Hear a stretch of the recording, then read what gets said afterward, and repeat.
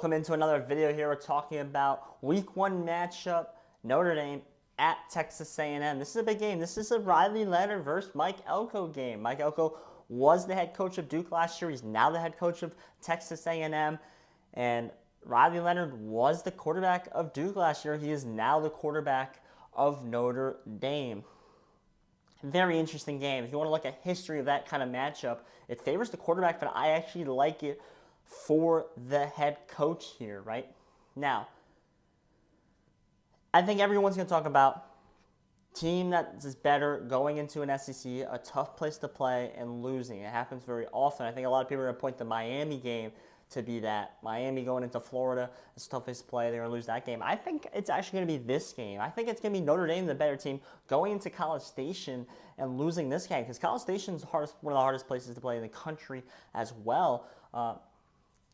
I'm not the biggest fan of Marcus Freeman. You can tell the line's 2.5. It's already moved up to 3. I bet 2.5 when it first opened. The line's going to go to 3 here. I think there's 2.5 left maybe in the country. But it's one of the hard places to play, and I think Notre Dame will be okay if they lose this game. I think Notre Dame could lose this game and still make a college football playoffs. I think they lose this game and go 10-2. Can't say the same thing about Texas A&M if they lose this game. This is a must-win for Texas A&M.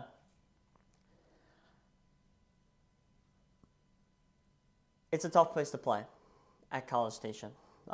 Very, very tough place to play. And I don't love Marcus Freeman. I don't know if I trust Riley Leonard, especially coming in as a transfer.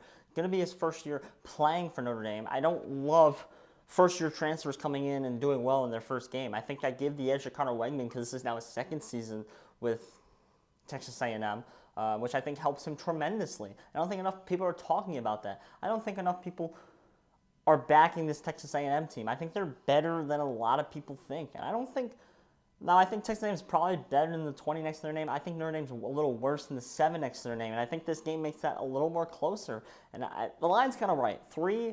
I think 3.5 is the ceiling. I wouldn't lay 3.5. I wouldn't lay more than 3.5 if you want to play Texas A&M. 2.5 I laid.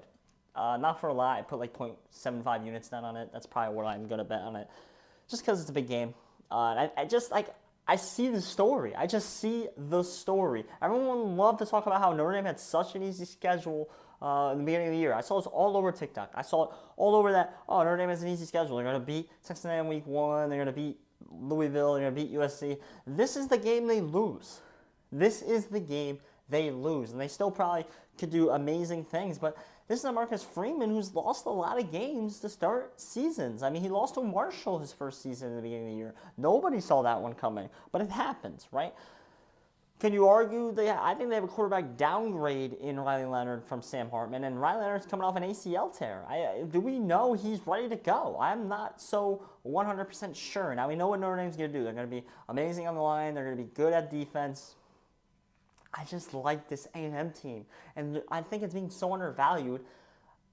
Notre Dame coming into College Station and playing this game, I don't know. I don't have faith that Riley Leonard and Marcus Freeman can go into a very hostile place like College Station and win a football game. I just don't have crazy confidence in that. And it's not like Miami versus Florida where there's crazy. There's a pretty big, in my opinion, skill gap at a lot of positions. I don't think there's that much of a talent/skill gap at a lot of positions in this game. And people are going to think that just because of the number, and people are going to see 7 versus 20 here, and the 7's a dog. Let me get the dog here at 7. I like Texas A&M. You can call me crazy. I like the Aggies to pull it off. I think they need this win a lot more than Notre Dame does for the playoffs, for the SEC, for the future. Give me the Aggies, -2.5. I bet it. It's not my favorite bet, but it's a close game. It's going to be a close game. Should be a fun game. I can't wait to watch this game.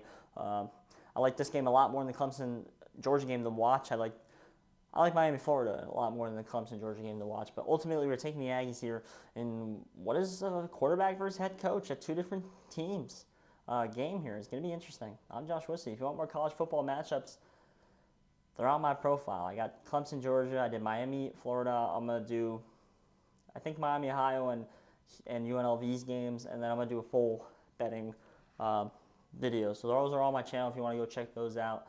I'm Josh Wissey. Thank you.